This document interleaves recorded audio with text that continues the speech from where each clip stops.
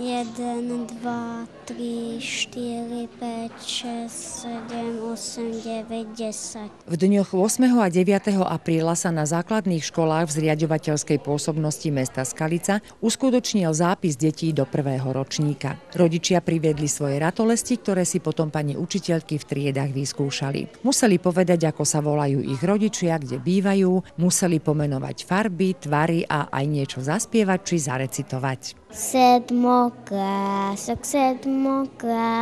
celý pás, odkiaľže má sedmokrások celý pás.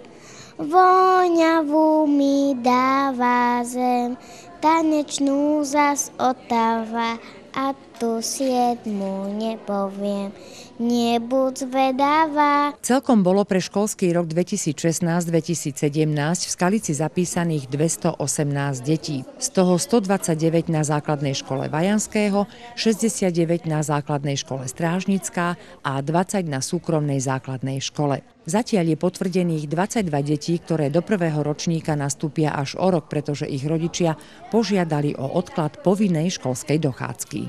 Čo si myslíš, že budeš od septembra v škole robiť? Učiť sa. Aj vieš, že čo sa budeš učiť? Počítanie. No, ešte nevím.